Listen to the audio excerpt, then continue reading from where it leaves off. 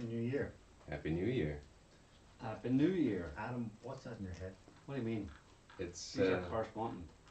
it's Our a conspiracy. special. He's your conspiracy theory correspondent. Yeah, I have to protect my brain from From government messaging. from the government messaging. Yeah, telling me to join ISIS. So you can get the pure truth. Yeah. That's tinfoil. That's not just newspaper. No. It's a tinfoil hat. Okay, so if any of us say anything that's outlandish, it's his fault. Blame me. So I was hoping for an early start to, nice, gentle way to start the new year. No.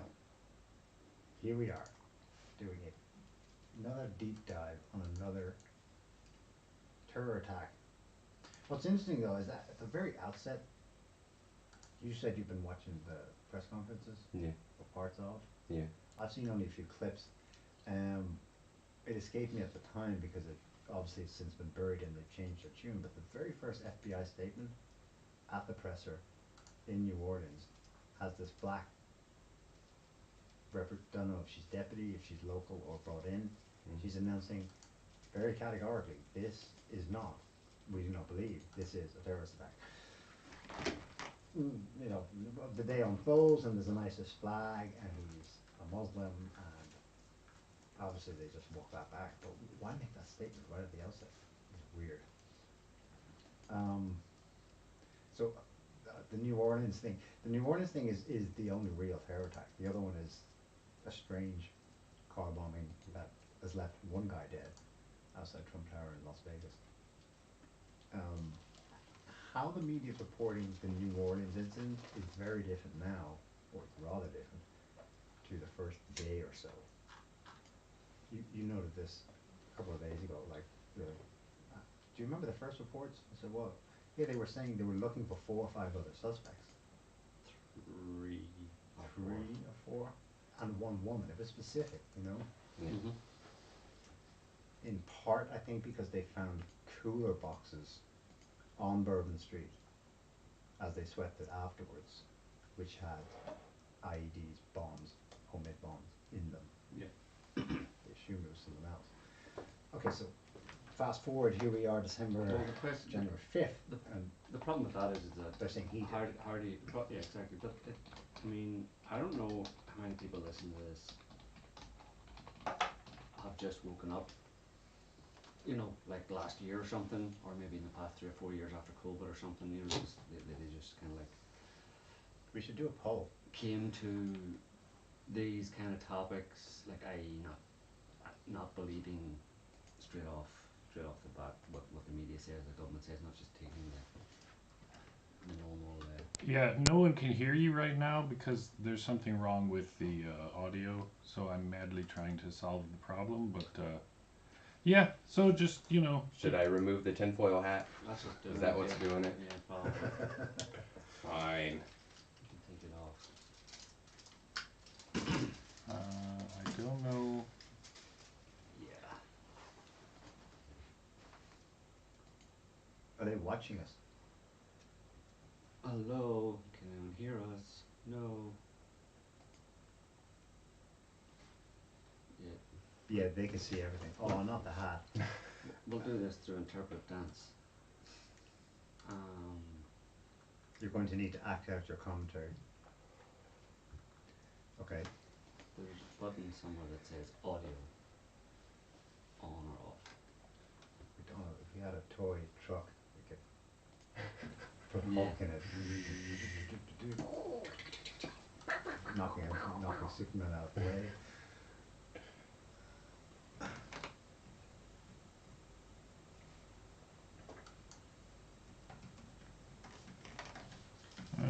It's because we're going to bust it wide open. No,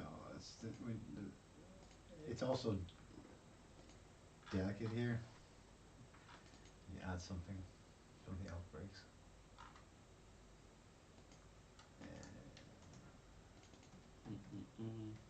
From a single mic. We hear you all coming.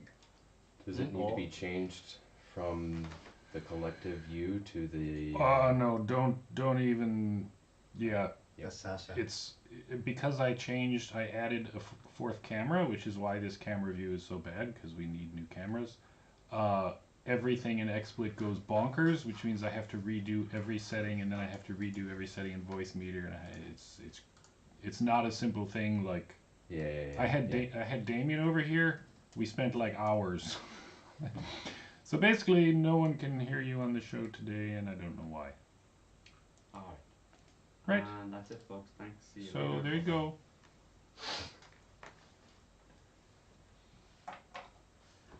Yesterday it worked fine. Today it doesn't. Scotty's voice is the loudest. You see that one? Tinfoil Those are hat comments. mic is working. It's disappeared now. I.e., you're coming through normal. You can hear Scotty. Yeah. Hmm. But then everyone else, it's as if they're coming through his. It's possible to hear on a max level. Just don't change.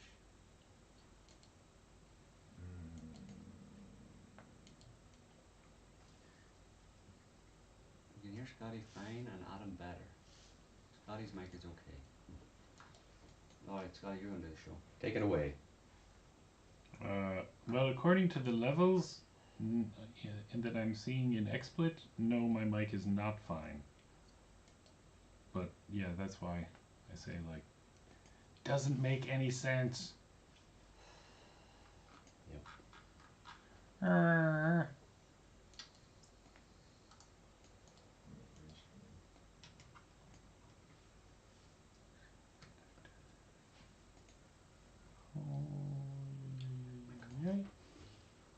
No. January 4th, I had 6 million impressions. What are impressions mean? Views. Someone saw the tweet. Or is it cumulative? No, January 4th. January 3rd is 4 million. Today was 628,000.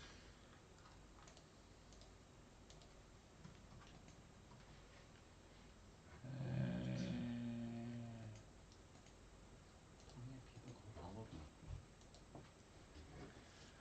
I had 719 followers. Where is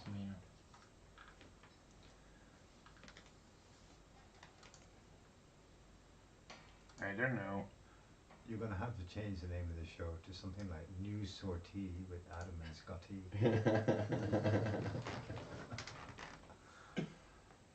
We want the tinfoil hat back. Put it back on. You gotta give the people what they want. Give them what they want. Put it back. It's entertainment while they're waiting. It's my special birthday hat. Yeah. Adam's birthday today. Hello? No.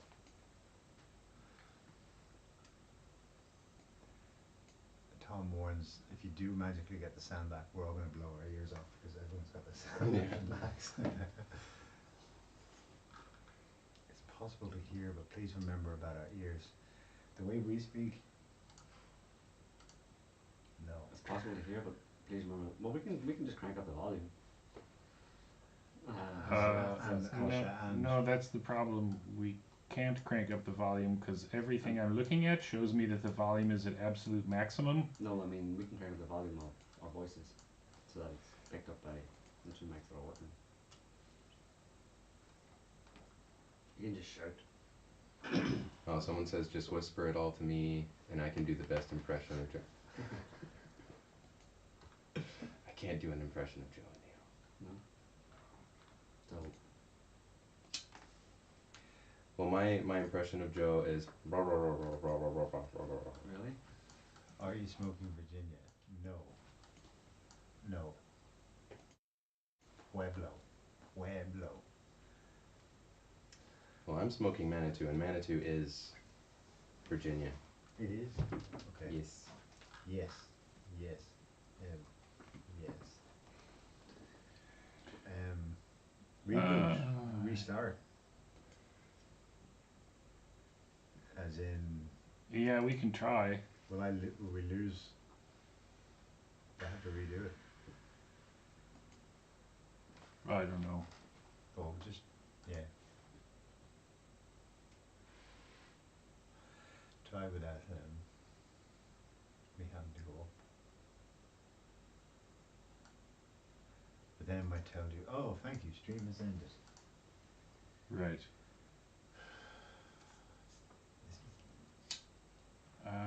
I don't remember.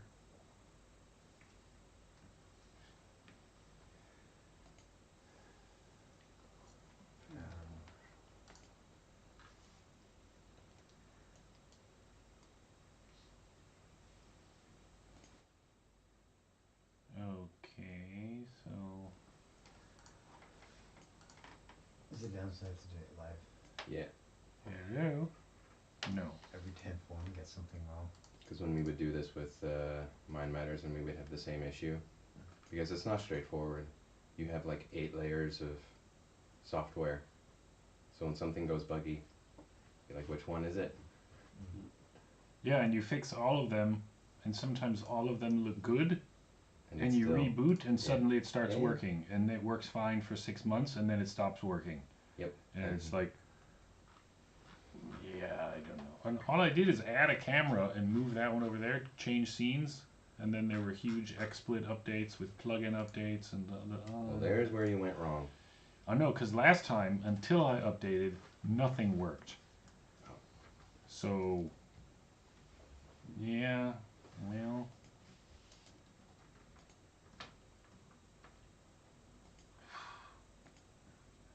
Oh la la la la la.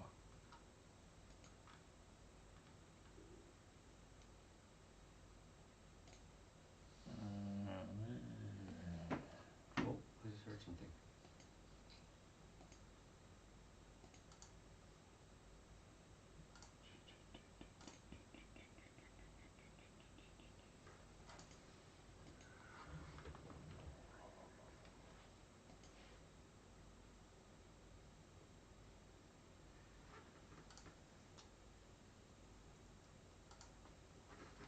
So yeah, we either do a show with too quiet audio, or let's.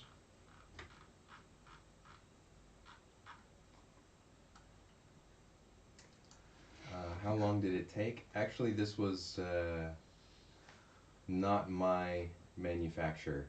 This was from a friend who got it in his head. Yeah, a special friend.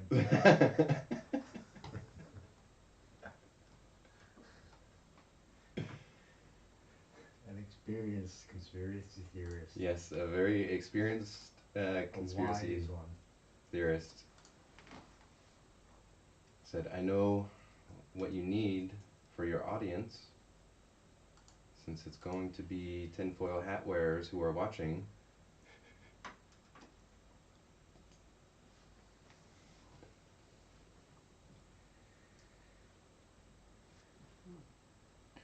Well, since it's just me, there was one interesting thing that I didn't see covered in any of the videos that were floating around on X. About In New Orleans. No, about I hadn't gotten through all the way through the New Orleans one, just because the mayor of New Orleans was just like, we have just such great people here, and everybody's telling me that they're standing behind us, and it's like, okay, come on, yeah. Facts. But the one from Las Vegas, where it was one of the deputies was discussing how the coroner reported, saying that the guy had killed himself by putting the gun in his mouth and fired, and the bullet had gone out his left cheek. That's very specific. I haven't heard that yet. Yeah. Like I said, it wasn't floating around on Twitter or anything like that. Yeah. And it's a Desert Eagle, for sure. And you're like, really? What was that narrative again? Tell me. He put it in his. Yeah. In his mouth. In his mouth. Yeah. It's a big gun put in your mouth, but Yeah. And it went his cheek. Yeah, that's what they were saying, that he shot himself in the mouth and then it had gone out his cheek, presumably like the backside of his cheek, but still, that's a very powerful gun to put in your mouth and then somehow still have the ability to do dental records Yeah, for. yeah. There's something very strange about the whole thing, obviously. But that's what I was going to say. That's what I was going to say. I don't know. Are people actually hearing this, or is it pointless me actually talking? Can you hear what Joe just said? Can you hear what Neil just said? Can you hear what either of the guys just said? No. No, it's too quiet. And I have no idea why. Don't know.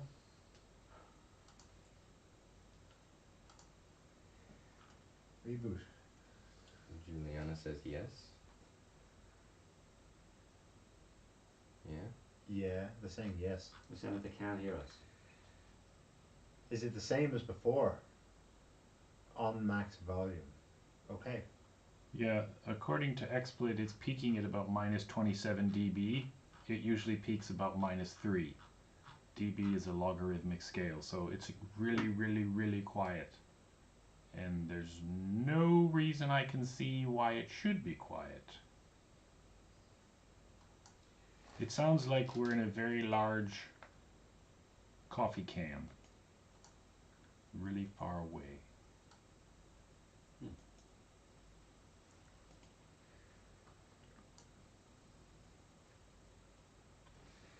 I Okay. don't know. Carry on, but then it won't be.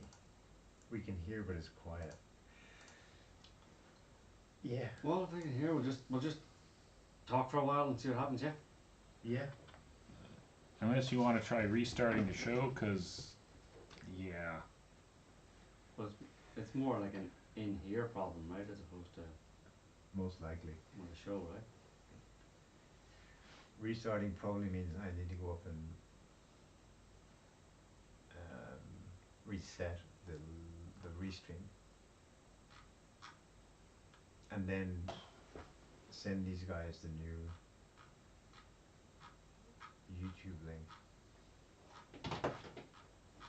on the phone. Or we just carry on and see if people can actually hear, and we'll speak a bit louder, and people can. I won't actually. There's no point in speaking into these mics, right? We should be speaking. No, the mics are being used. Oh, they are. They're just, the funny thing is that when I speak, my mic is not registering any louder, and neither is Adam's than yours or Neil's. To me, it's all showing as we're all right in the middle of the volume bar, and yet people are saying he and I are loud and you two are quiet. That's why I say, like, this is one of those pull your hair out problems, because like what I'm seeing is not what they're hearing. You know, the usual. So if we just speak louder into the microphones, maybe that'll help. Yeah. According to my level meter, no, it makes it worse. Makes it worse. But what about people here? Yeah, what is everyone's experience? Is it possible the mic in the webcam is on? No, this webcam is conflicting with this webcam for sure, so I unplugged this one. That didn't make any difference, but no, it's the audio is like a circuitous route. Okay. Okay. Well, we'll just talk and see what happens. Yeah. So anyway, we'll just carry on as if we're Carry just on. having a conversation among ourselves, right? Yep. So that'll do. Okay. Um, You were asking. Anna says Scotty and Adam aren't louder; they just speak louder. Okay. Well, we'll just speak louder then. Yes. What was I saying? You were wondering if anyone watching the show is new to this stuff. Yeah, because if they are, then yeah, you have to go through all this kind of rigmarole of explaining the details of why, you know, they don't understand off the bat what's actually going on. There isn't a bunch of information that they have from previous events like this that they investigated, where there's lots of problems and holes in it, and they don't see that this event fits a profile of many previous events that are similar. So, because otherwise, for people who do know and have looked at previous events, it's like, yeah, I mean, this is going to be full of holes. There's going to be all sorts of statements at the beginning, like, for example, there were 3 or 4 people involved. I mean, that's really familiar to me because it's happened on so many other occasions, whether it be either some kind of a car attack or some kind of a terror attack, whatever, and the immediate information from local police at the, you know, right after the event was that there was more than one person. They were looking for other people. They were definitely looking for other people. And then within a day, no, it was a lone wolf. Suddenly they all turned into a lone wolf. This guy acted on his own, etc., etc. And the problem there is that how can you possibly within a day, and in this case it was actually on the same day, the FBI came out and said no, only him. That on the morning shortly after that, that event, that evening, that night, whatever, they were looking for 3 or 4 people, and how can it possibly be the case that local police immediately identified with whatever evidence, there has to be some evidence that strongly implied other people involved in the event, and then suddenly that goes away to nothing. Suddenly that becomes completely irrelevant and not applicable at all. It's just not, it's not credible that your immediate investigation of an event like this would identify there probably has to be more people involved and we don't know the reasons, because then when they turn it into a lone wolf scenario, there's no need to reveal any of the information that made them think that there were 3 or 4 people involved. They don't reveal that afterwards. You don't never get to hear that. But obviously there was information that pointed in that direction. And then someone said, no, this is a lone wolf thing. The FBI probably usually comes in and says, no, this is a lone wolf. Why? Because the FBI is very likely involved in it. I think I can name him probably at a guess. I'm guessing. Who? FBI Deputy Assistant for Counterterrorism, Christopher Raya, who's now been leading the press conferences about this. Big bald guy. Look him up. Yeah. So there's that, but then there's the fact that this was like, it's become a mainstay of quote unquote ISIS dodgy terror attacks is the use of cars.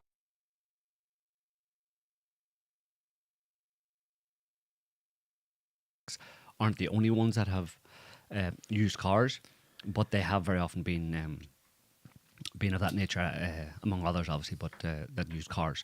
So yes, super surprised. Knock me over with a feather. The guy had an ISIS flag in his car. Wow. Haven't seen that before multiple times. I mean, that's what I'm saying. When people like us look at this, we just go, again, more, really? And people who haven't done that, haven't been watching over the past 20 years, don't understand. I fixed the audio. Okay, so stop shouting. Red Fox was correct. Oh, yeah?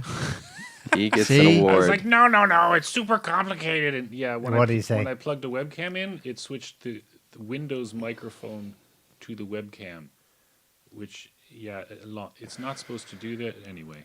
Yeah, Scotty. thanks, Red Fox. Hey. See, networking All right. works. There you go. So I can stop shouting now, or do people Yes. want me to continue to shout? No, you can revert back to form. Yeah, Sorry, I can start whispering again. Anyway, so yes, this is the one in New Orleans. Well, that's why. And then even down to your woman. This was it CNN? Well, it wasn't CNN. It was some other network getting access to the guy's home. Oh, Jesus Was that a Christ. local woman? Even the newbies were like, WTF. She just And walks- those who've been here before remember that rodeo, and they pulled up the footage of the media being taken on a tour of the San Bernardino Right. terrorist Yeah, yeah, attacks, mass shooters. Right. That happened then in 2015. It's obvious bullshit. Like, it's obviously staged, obviously set up. There obviously were people involved in this, or more people involved in this. There's a thing that you can tell us now about the bollards. Give us the bollard story. I just to will. throw it Let in me there. just give you, allowing for what canon does happen. 5 days in, they've learned more, and our initial reports were mistaken. Okay, just give them the benefit of the doubt for a second. So here's a little summary of the situation as of what they're reporting in international media. So this is from the BBC. This is what is reflected around the world as of today. Shamsud Din Jabbar, a 42-year-old U.S. citizen, is now the sole suspect. That's the first paragraph in the BBC's summary of it today. 2 improvised explosive devices were also found nearby, police said. Surveillance footage viewed by police shows Jabbar placing each of those devices in coolers along the busy Bourbon Street, the same street he drove down. That evening, Jabbar posted several videos on social media where he proclaimed his support for the Islamic State group. FBI Deputy Assistant Director for Counterterrorism, Christopher Raya, said there were 5 videos in total, timestamped from 1:29 a.m. to 3:02 a.m. local time. That's 15 minutes before he's driving down the street.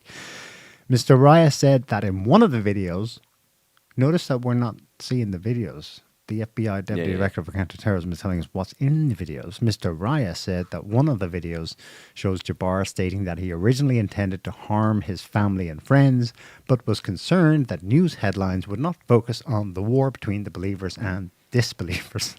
Jabbar also stated that he joined ISIS before the summer.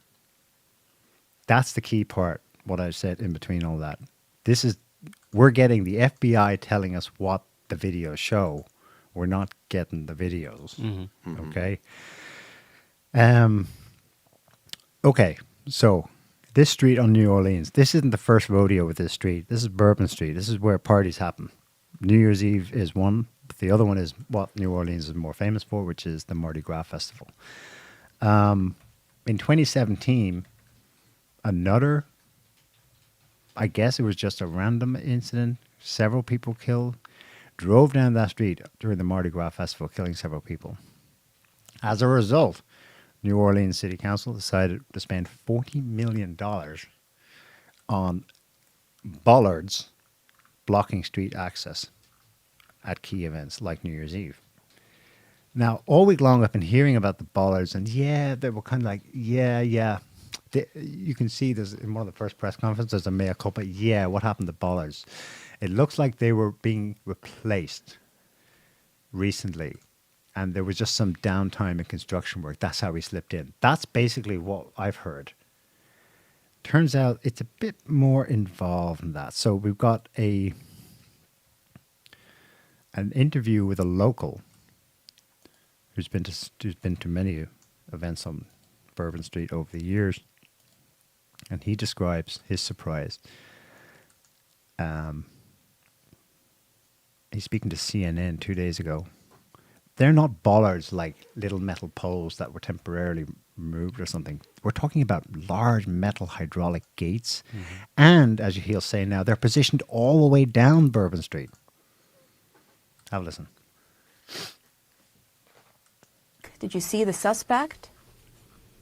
Oh, he had been gone. That's what I was telling the other news sources. Like, we have these hydraulic steel barriers from past events. Last Mardi Gras, this happened to an extent, maybe not terrorism, but still people getting hit in mass population with vehicles.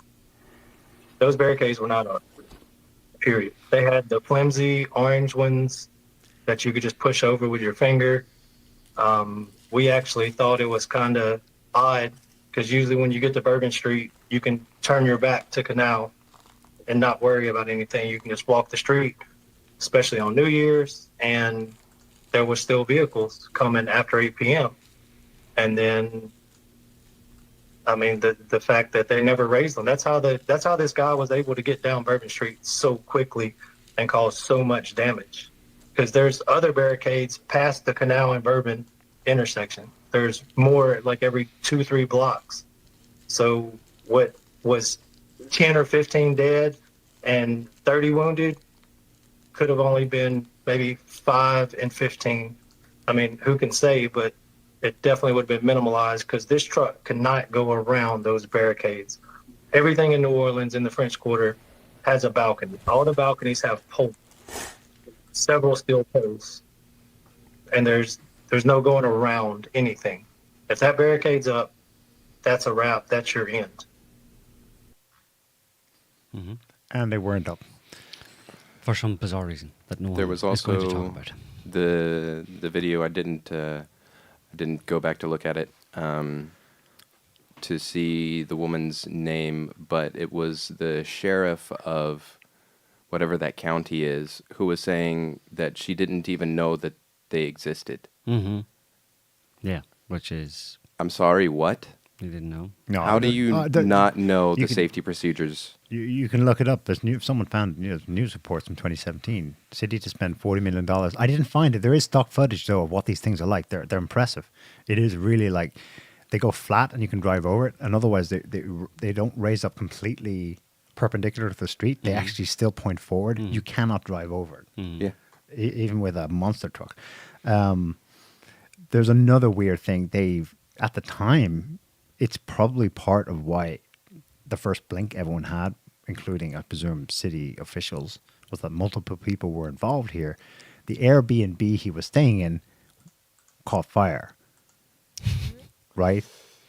Now, what they've done All now by to the itself. timeline is they've said that he did it on his way out the door to go do his snowplow through partygoers. But if you look at the New Orleans Fire Department statement, they say they responded to the fire at 5:18 a.m. That's 2 hours after Right. he plowed. So it wouldn't have been people burning on the for street. 2 hours. In a city Right. next to. No, they'd have responded before that. So that strongly suggests that was done by other people cleaning up afterwards. Yeah. So this is, like I said, this is. I mean, you can go into the details and all that kind of stuff, but I don't know if we should even bother going into too many details about it. Just the broad ones that we've been talking about. I mean, what I'm really referencing here is that it's so common that the FBI, it's so well known at this point that over the past 20 years, particularly since 9/11, the FBI has been basically behind all of the terror plots. They call them terror plots in America. That stories like that, stories revealing that, have appeared in mainstream media and newspapers. Like there's this one in the Atlantic, how the FBI helps terrorists succeed. Any chance of getting that up, Scotty?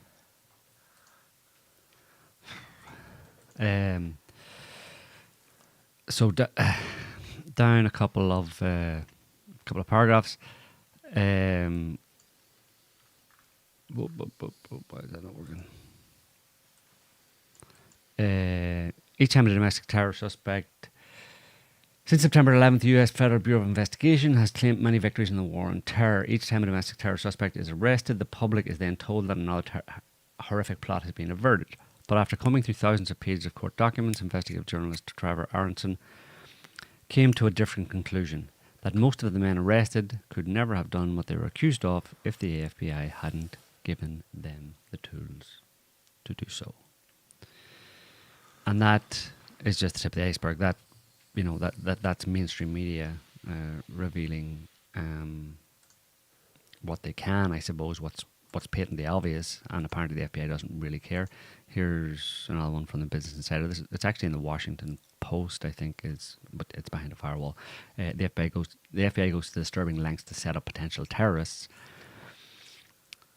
They busted an impressive number of homegrown terror plots over the past decade, but many people don't realise how these plots materialise. In some cases, they are hatched not from a cave-dwelling fanatic, but actually from the Bureau itself. And like I said, it's just the tip of the iceberg what these people actually reveal. They do actually reveal that the FBI finds someone, finds a likely suspect who's mentally disturbed, deranged, otherwise, not very smart. And Or coerced. They have dirt on him. You must do this for us. That can happen. Don't as worry, well. it's just a training simulation. Yeah, but they're in some way fooled into doing that, and or fooled or coerced, or like I said, if they're just kind of not smart enough, they end up. The general theme of it is FBI, not the FBI itself, not posing as the FBI, but some guy pretends to be a member of ISIS, a member of Al Qaeda. He's working for the FBI. That's often an asset, whatever that they have. And he goes and he contacts an individual or more than one individual and says, "Hey guys," basically develops a relationship with them, gets inside with them, starts talking to them, becomes their friend. When it's to do with Islam, so it's like, hey, you guys want to maybe, you want to join Islam, or you want to become Muslims, or whatever, or if they're stupid enough, do you want to join Al Qaeda? Yeah, sure. It also comes with money. Very often they're given money to these people, because they're usually kind of poor and down and out and that kind of stuff, or they have some other issue, and they get into their confidence, go on to join Al Qaeda, sure. Then after a while, swears them in. There's actually been cases of this, swearing them into Al Qaeda, swearing FBI assets, swearing these people into Al Qaeda within Al Qaeda. Oh, okay, now you're like kind of like the Boy Scouts, like the Jihadi Boy Scouts, right? Now you're fully fledged members of Al Qaeda. And then after a little while, so what are we going to do now that we're members of Al Qaeda? What do you think? Well, you want to blow up the Sears Tower? You want to blow up the Empire State Building? Hey, that'd be cool. Only problem is we don't have anything to do that with.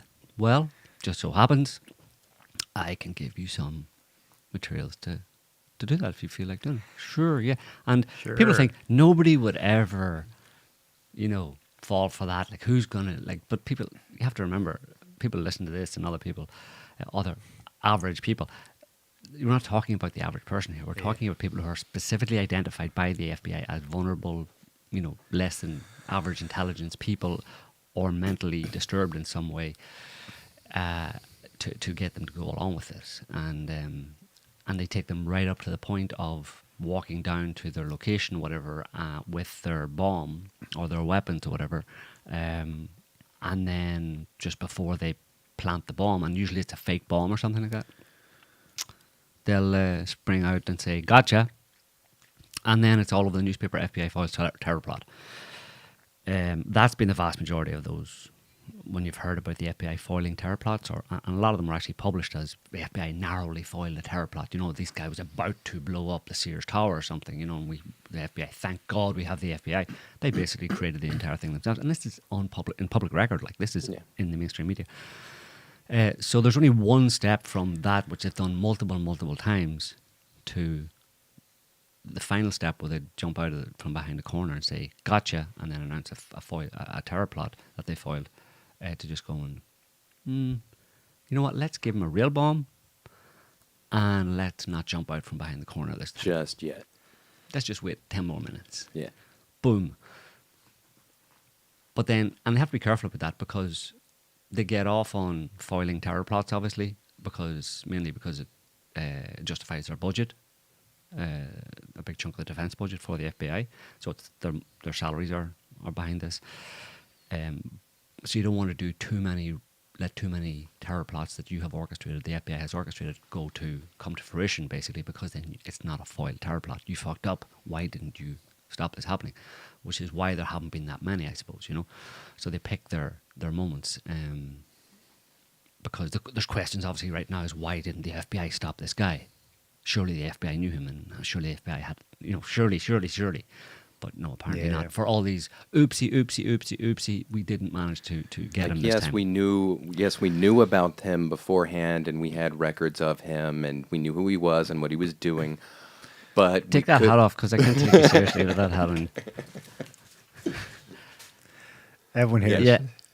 Yeah. So basically, they always seem to somehow know the people beforehand. Yeah, How do they always invariably know? Yeah, they're always he was on our radar, etc. But in this case, in this particular situation, somehow it got away from us. But this one is a mixed bag, though, because the car plow ones are sneakier. Yeah, because it's one guy. Yeah. He's voluntarily driving it. Yeah, and there's clear intent to kill on his part, rather than he was left holding the bomb and someone remotely went boom. He's actually doing it now, unless it's the same. You could consider maybe the car was remote hijacked and he may have been in it, but he was like, "What the fuck happened to this car?" No, that can happen. No, but they don't often. I mean, they use patsies in that respect, but I mean, it's just whether or not they've sacrificed the patsy or not. These people are fundamentally, vulnerable in one way or another to being used. And it's just whether or not they want this terror plot to actually succeed or whether they don't. The vast majority of them, they don't want them to succeed, but the odd ones they do. But this guy, it's no different. This guy being coaxed and encouraged and manipulated to do what he did is no different than coaching and encouraging, manipulating someone to take a bomb down into a building. It's the same thing. Driving a car into people and taking a bomb into a building is no different. The problem is with this one, when it's a car, it's a real one because it doesn't really get much when the headlines. If you were to stop, there's not much kudos for the FBI if we were to stop him before it happened, right? Because all you'd be is like, well, we stopped this guy in a car. Mm-hmm. he said he was going to run people down. Meh. Next, not a news item. It's different if you can show, this guy being apprehended, pictures of him being apprehended, and you open up his bag and there's a bag with like some weird things in it and wires sticking out of it and stuff. Then it's like, wow, he was real. This was a real deal. It's not clear to me where the shooting took place. I know he crashes or is brought to a he stop. got out of the car and fired the He cops. gets out of the car and starts firing. The thing is, there is evidence that people were shot on the way down the street. So what they'd said was he's got his foot to the floor and he's shooting as he goes. That's quite a lot to manage, Yeah. And I'm wondering if that's the case, or were the other shots coming from somewhere else? Because something like 30 shots were fired throughout, but only several I've heard were fired to actually stop him and apprehend him, get him down the floor. No, it's possible. It's so easy to have another person there shooting. You know what I mean? From some concealed location, like. There's one other detail that stands out, just in the official reporting as of today. This one, because kind of what I was alluding to with, if it's a car plow thing, people go, well, that's him in the car. He's driven to it. The bombs, though. Have a look at this. The New Orleans attacker used very rare explosive in bombs. The explosive has never been used before in a U.S. or European terrorist attack.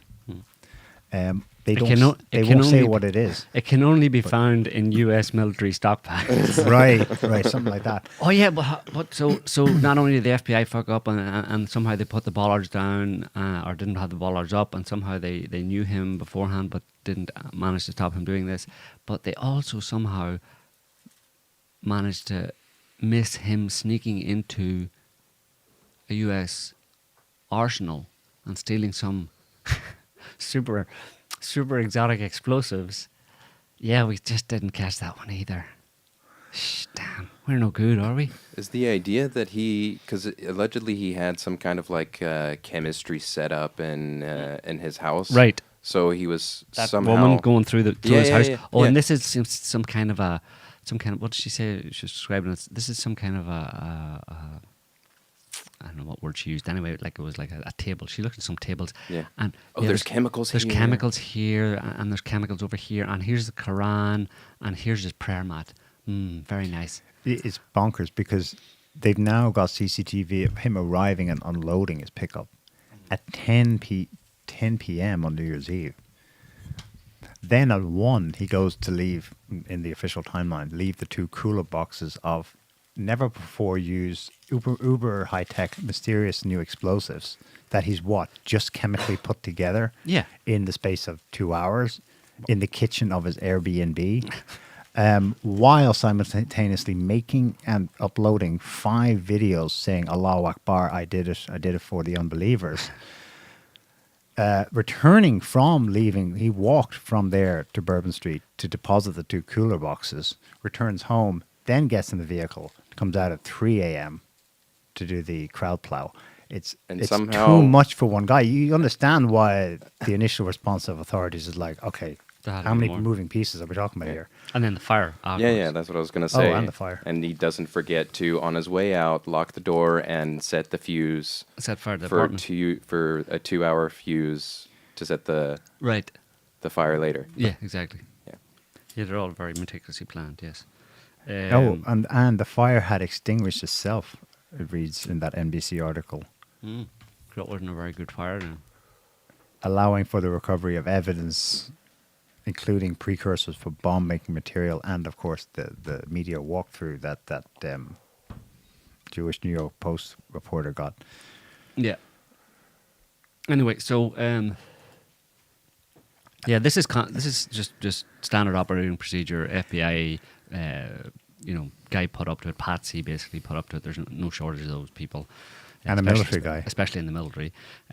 But anywhere else, really, if you know the history of these FBI terror plots, you know the kind of people they go after. So there's plenty of those people around. So it's not even the weirdest thing that happened on New Year's Day. no, it's the point of these, we have to assume, is just basically to destabilize, upset, spread fear, and general dysphoria of some description among the American population. I mean, it's just a blunt force instrument. They've been doing it for literally 24 years at this point, periodically in America and in Europe and elsewhere in the world. And the point of it just seems to be to terrorize the population. That's all it is. So they just decide to let's kick off the new year with a little bit of a smackdown on the American people and people in the West in general, let's say, who have a sense of things aren't going right in the world, are they? The world's a bit unstable. Things are crazy. And they are. Here's another terror attack. Normal people on New Year's Eve are like, okay, come together with friends and family. Yeah. Look, renew the little ritual. Yeah. Look forward to the new year. Cycles on New Year go, I know they're doing that. So what can I do to upset the party? Yeah. And those cycles are in government. Yeah. You've got Yeah. a mess. That's what I was thinking as well, especially That's all it is. It fits the bill. especially with Trump coming in, because so many people are like, Right. the MAGAs are so looking forward to it. They've got like countdowns to him coming in and Right. everything being fine again. Right. And this is sort of the Reminding 7 ways from Sundays guys going, no, Yeah. no, we're still gonna here. We're going to keep you on edge. So the other event obviously was about 7 hours later or something, about 10 a.m. the next morning, the 1st of January. 7:30 Was it 7:30 in the morning? a.m. So it's 4 hours. later. So 4 hours later in Las Vegas, which is quite a ways away from New Orleans, we have a really, dramatic message, let's say, sent to people who are paying attention, I suppose, and it was really in your face, right? An explosion outside a Trump hotel in Las Vegas with Trump's name on it. Trump going to blow up right outside the Trump sign a Cybertruck owned by, Of course. officially, Musk. made by Musk. So this was obviously a message to Musk and Trump and to the people that love them and support them. What does the message say, Joe? Well, first of all, they've said there's no connection. They were talking about connection initially on the Obviously first there's day. a There's a connection. connection. Well, there is a connection, right? A really clear one. They both happened on the same day. Yeah. With car rentals from the day before. Just a second. And the other thing that I thought was interesting from like Ian Carroll on Twitter, he has a interesting video talking about the Las Vegas bombing. But his thing, when he was kind of wrapping it up, he was saying that if we see talk of, going to war with China and Iran, that, then we know not to go along with it because this was a means of getting us to that point of wanting to go that direction. Yeah. But it's more general than that, like you were saying, where it's like it could simply be not a direct thing that they want you to do, but more of a general like fear and angst. And at the same time, too, with some of the things that the MAGAs are trying to do is cut the budgets of the FBI. Do we really want to get rid of the FBI when clearly we still need them? So it's really basic stuff. People tend to maybe a bit too kind of like convoluted in their thinking about these kind of things, but these really are blunt force instruments. And like I said, I actually mentioned that with all the FBI terror plots over the years, the reason they went through with those terror plots where they basically, like I said, got a bunch of crazy people to come and join Al Qaeda and go and pretend or go and almost carry out an attack was simply, well, primarily, apart from the social engineering aspect, was to justify the FBI's existence and budget. Yeah. This obviously plays into that as well, like you just said, especially with Trump talking about possibly splintering the FBI into 1,000 pieces. And he didn't actually say that, but he should have, them on the CIA. But except his statement after this was, "Where's the CIA? We need the CIA." Who, Trump? Yeah. Is he like doing his dancing thing again? Yeah. Giving the opposite message to what he's supposed to. Well, I mean, is he being fooled by that in that sense? I mean, it's so obvious. How stupid do you have to be to realize that a government organisation like the FBI or any intel agency who was under threat from an administration, an incoming administration, to cut their budget would like go, well, how do we stop him from cutting our budget? What do we do again? Protect the homeland? Right. So what if we threaten the homeland in some way? Would that help to justify our budget and stop him from cutting it? Yeah, let's do that. But this one was weird in that sense, just because like you could have just left it at that, just another crazy guy. But then people on Twitter started to actually fill in all the details about the psy-op. Now this thing about the email that he supposedly sent, for me that's completely spoofed. Someone sent that this is all of a piece. The two attacks are all of a piece, basically. Obviously not run by the same people necessarily, but two separate operations, but done obviously on the same day, and for the same basic agenda. But one of them is ex-military, and so you can say, well, he's disaffected, he's turned to Islam. It kind of fits the usual, right? Yeah. The other one is alarming because he's active duty Green Beret. Right, exactly. The history of him, he's just got a basic, let's say a basic history from the point of view of military personnel. He's fairly high level Green Beret, in the military for about 18 years, been to Afghanistan in the past. More recently was in Ukraine, working on drones. Do we know he was in Ukraine? We know someone found him with a Almost. Slava Ukraini shirt. And that's a picture on his profile on his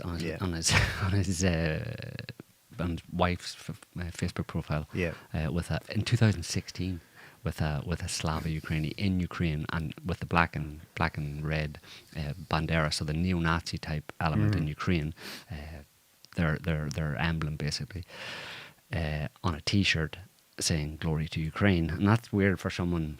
You know, I mean, that says a lot right there. You can read an awful lot into that. And The you good wouldn't- you super wouldn't go for it. soldiers should be impartial and Well, just apolitical. it just points to the fact that he was in Ukraine at that time. You know, and in fact, the guy who was talking on that show, what's the guy? the Sean Ryan the Sean Ryan podcast. show, and the guy he had on there, he just Sam Shoemate. He's the one that he just let- Livelsberger sent the email to. in his narrative talking about the whole situation, he said, "Yeah, we were, or no, it was on Twitter actually. He didn't say it in the interview. He said it on Twitter. Yeah. We were in when I was first deployed to Ukraine as a Green Beret in 2015, and I'm like, That's not Hang Shoemate, on a it's minute. someone else, another former a friend Green of Beret. his, friend of his, basically. speaking But up that basically, so Green Berets were, you know, in are- Ukraine. As a result of this, at least, one of them has talked about being in Ukraine in 2015. And so another one felt it was safe just to say so as well. Yeah. When I was deployed to Ukraine in 2015, Yeah.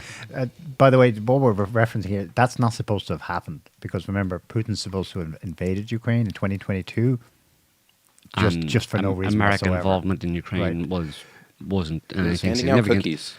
Only handing out cookies in 2014 when they overthrew the Ukrainian government. But so anyway, and this email that this guy on the Sean Ryan show, Sure, yeah. this other Green Beret type guy, or he's active, he apparently got an email from the Cybertruck bomber, Livelsberger, telling him all sorts of things about making reference to what he was going to do and all this kind of stuff. And this was a wake-up call. There was no suggestion that he was going to kill himself, but he wanted to. He didn't say he was going to kill himself. but there was- He referred to getting to the Mexican border, right, suggesting he intended to live. right. But the bigger part of it is his reference to Chinese drones. That the drones, referring specifically to the recent drones in New Jersey, and saying that these were Chinese and they have some kind of anti-gravity tech, and that it's kind of game over for America in a certain sense because the Chinese are just so. Right, there's an element. Another reason for doing this, that this plays into this, where this is either, it's probably a spoofed email.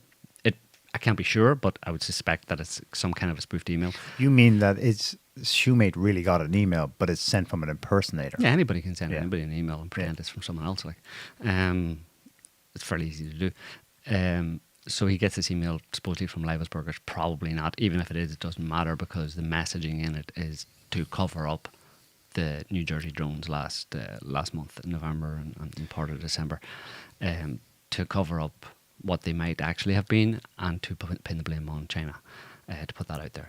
I mean, I don't know why even put that in there. You know, It's a drop. It's like a covert way a sneaky way of leaking something.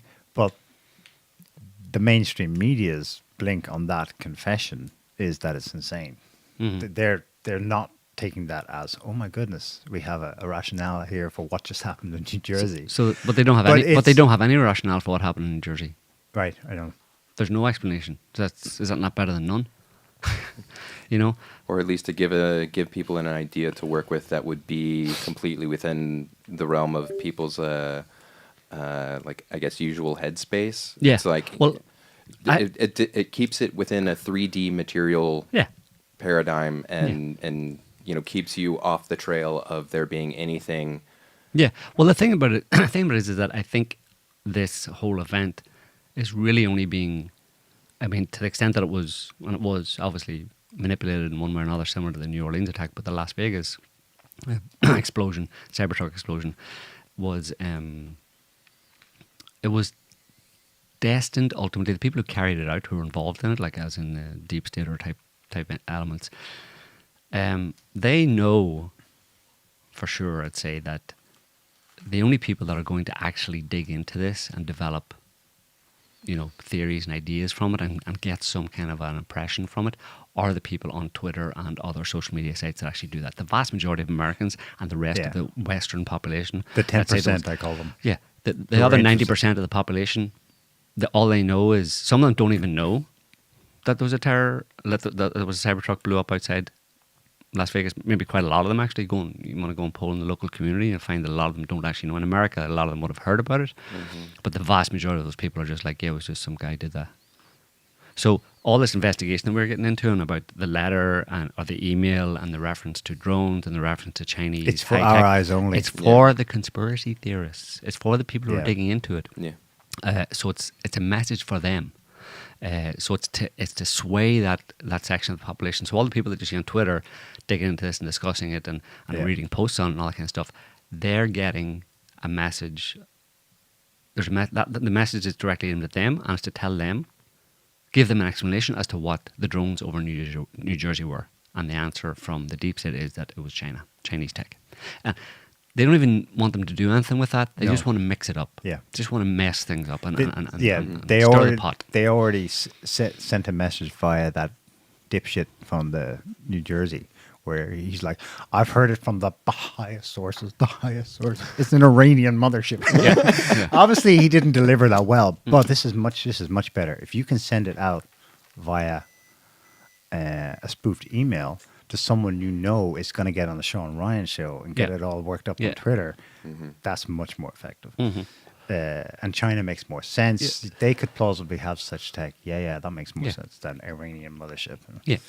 So it's all aimed at those people, and it's aimed at Trump and Trump and Musk. Obviously, you know, it's aimed at Trump and Musk. You know, this is a message from. In the only way that they can really send a message, because they're super deep.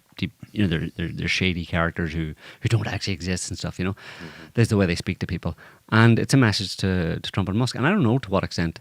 I don't know about Trump. Obviously, maybe obviously what he thinks about it. Neither him nor Musk have made any comment on any of these. I don't know. Did they subscribe to any of the kind of conspiracy aspects to it, or to conspiracy theories around it, and do they question any of the narrative? Are they aware of that, you know, at all? Surely Musk, I mean, how stupid would he have to be? Like, I mean, A Cybertruck. a Cybertruck out Trump. Obviously, Musk and Trump have concluded that this was a message to them. What are their options? Their options, I think, this was just one crazy guy who was just off his rails, and let it go at that. That's the easy one to just dismiss and say it's nothing. Or if they have any awareness of there being a deep state, and you know, like, do you think Trump has an awareness of the deep state after last July? What is Trump? That's a good question.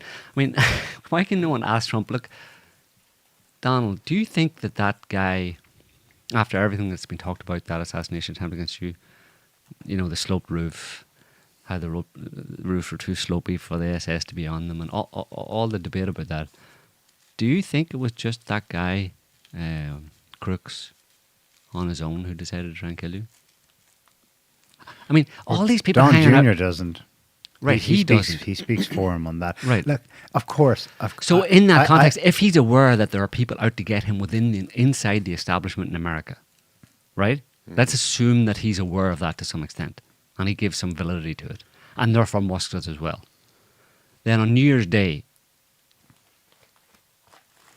a Cybertruck blows up outside the Trump Hotel. How do they interpret that? Do they factor that into that? Do they pull on the idea that, well, someone within this country with a lot of power and influence just tried to kill me last summer, and now this event? Is this another message from those people? Absolutely. Or is it just some crazy guy who just decided to blow a Cybertruck up outside Trump Hotel? It's just a coincidence that it's not. And I think what do they're the what do they do former. about it? You do, well, you don't do this is how, when you get in the big league, this is how communication happens. Yeah. They're cycles. They communicate in this way all the time. They're messaging.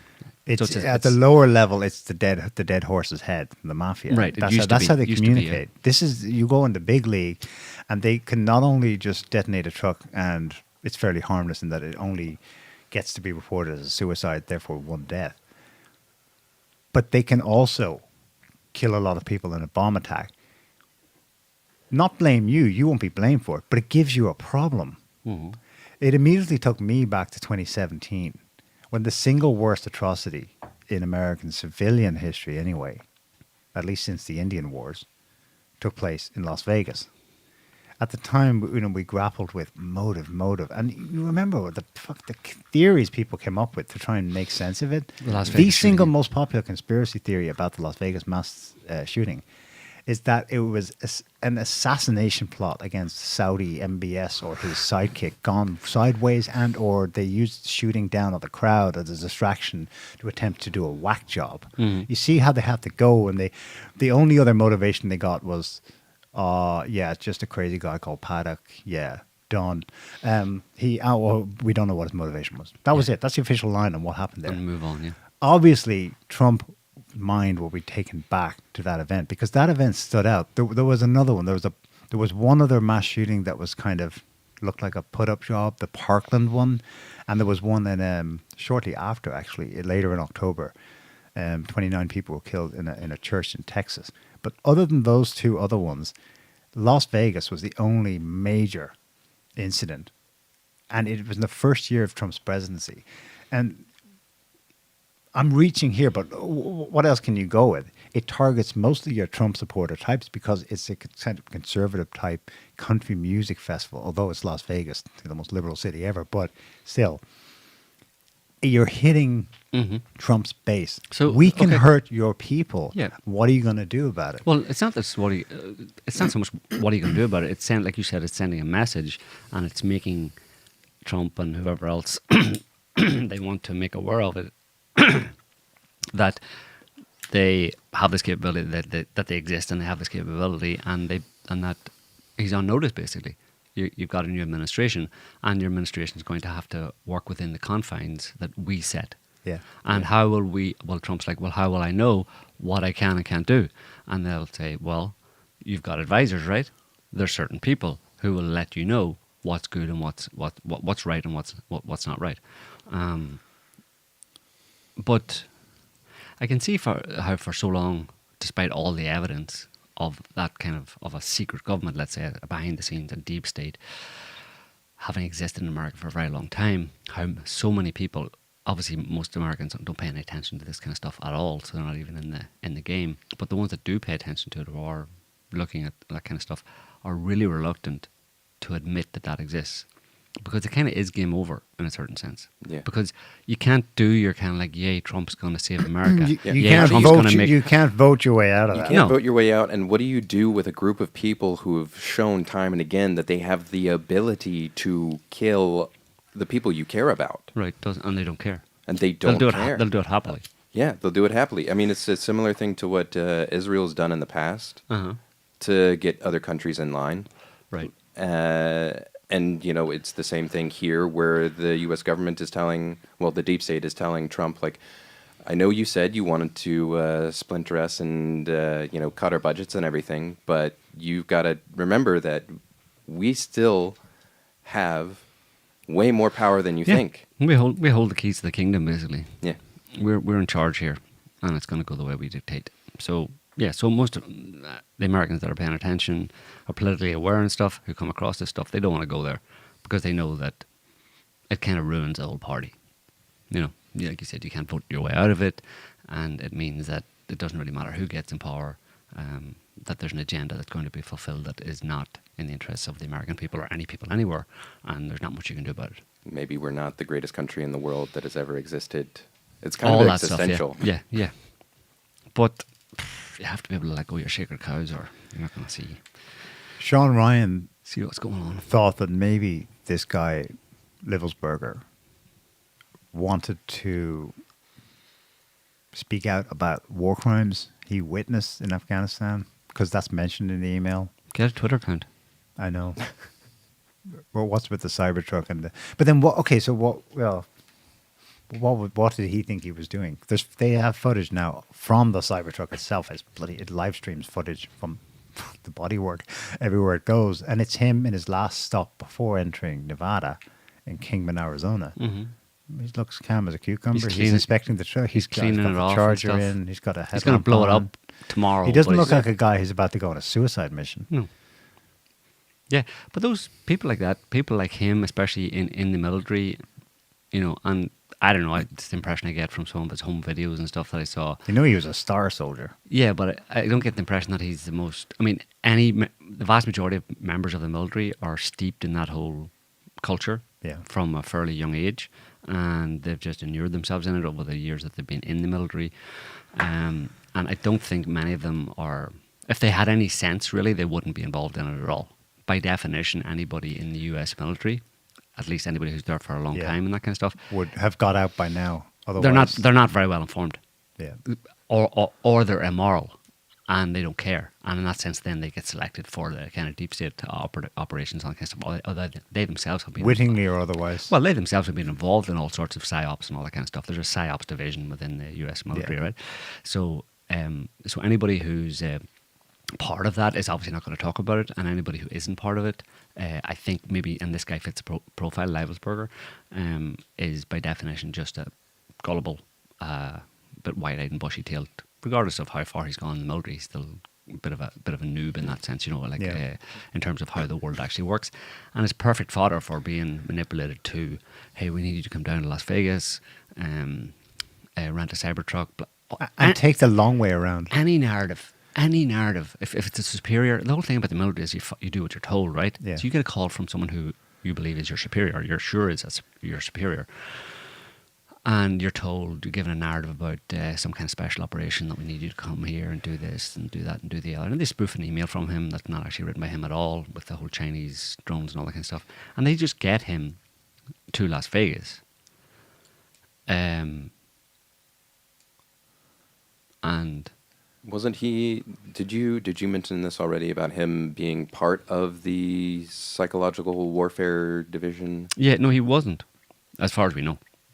He wasn't part of the. There's maybe a psy-ops aspect to a lot of different like Green Beret training and all that kind of stuff, but I don't think he was part of that actual psy-ops. He wasn't a nerd type operation, He's a nuts and bolts guy. Yeah, and but so you get him. I don't know. You get him to Las Vegas, and who knows? I mean, there's maybe a crossover where he maybe did go a bit off the rails, whatever. Who knows? There's not much. There's a lot of people And then became expendable. Yeah, a lot of people claim who they know him and they worked with him, because he was fairly high up. 18Z or whatever it was the kind of ranking, whatever, in the Green Beret. So a lot of people knew him and stuff and said that he was a pretty normal guy, that kind of stuff.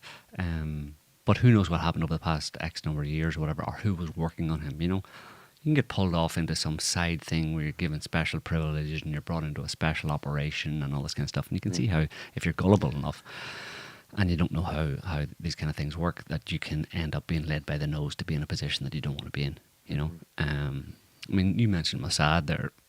The Israelis been doing that kind of stuff with Palestinians for a very long time. I mean, albeit slightly differently, let's say with Palestinians, they have kind of turned in a certain sense. They've arrested them and told them that you're either going to prison or you're gonna kind of work for us. And then it's okay. We need you to take a backpack from this house on this day.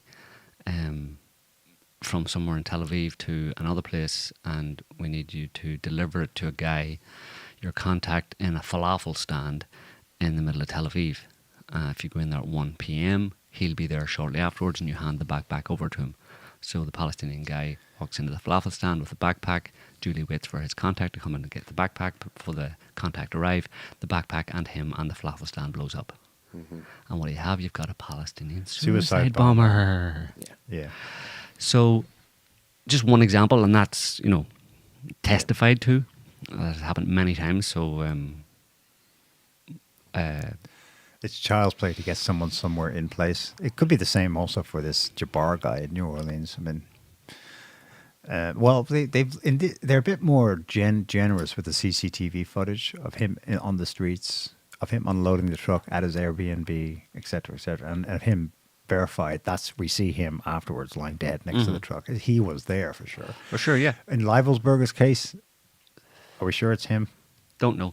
Well, I mean, the first report was that the body was so badly burnt by the police, like, Right, they couldn't identify. They said we don't know the guy. Well, He actually said we don't know if this is actually the guy that we think it is. All we have is this ID and passport that somehow managed to survive this inferno that was going on in the cab of the truck. But we don't know if that's him because he's so badly burnt. in the press conference that the sheriff gave, they showed some pictures. One of them was the picture of his right arm, I believe. He had a tiger tattoo, and so they show the picture of this charred body, and it looks like it might possibly be a match, but the positioning is weird. I'm not entirely convinced that it lines up correctly. They show another tattoo that his wife says that he had on his stomach, and they just show the picture of the tattoo. But I mean, that's as far as that goes.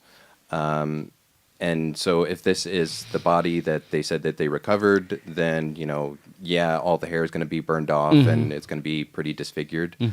Especially if, like I was saying earlier, where later on in that same press conference, they were saying that the coroner was reporting that the guy died of a gunshot wound to the head that was self-inflicted, and so he put the gun in his mouth and fired, and the bullet came out of his left cheek. Which is a 50 caliber gun. If this is a Desert Eagle, which is that what they're still saying? Yeah. 50 cal. Yeah, they showed the gun. You can look on YouTube.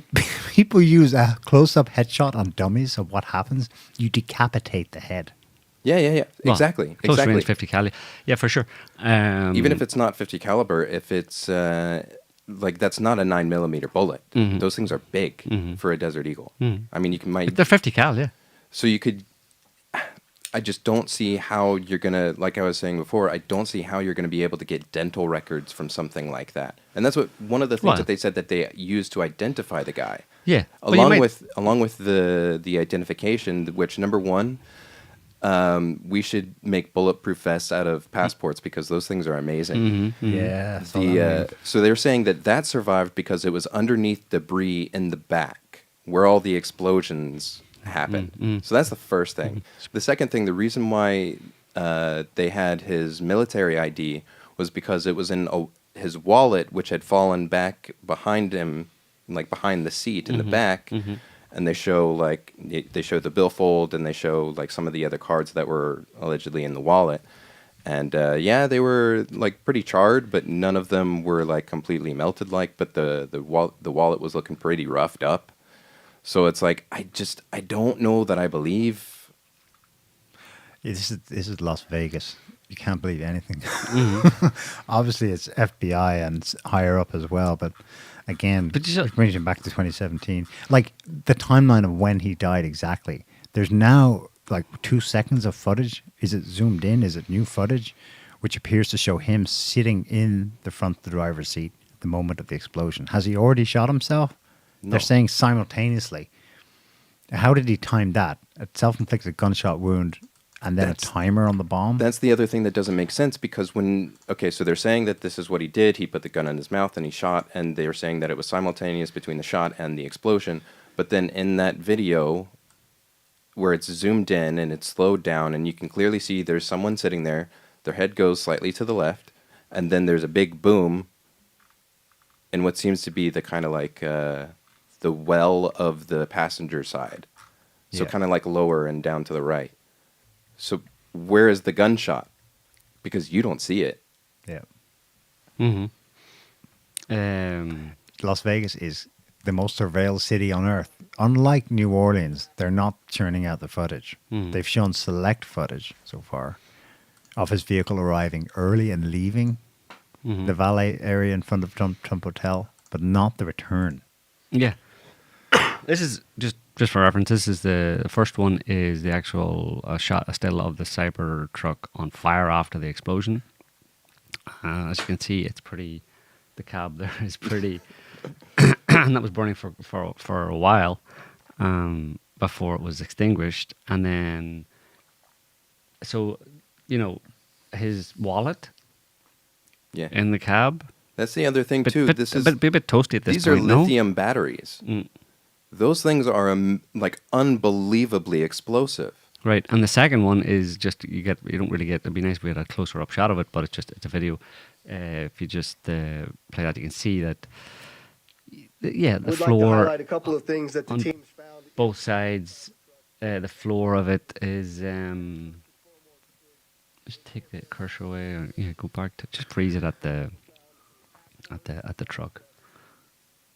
You can see both the front and the back. Well, I think there's more video, whatever, but the front, you see the back and the front floor, and there's just the frame of the two seats. Like the seats in the back are gone.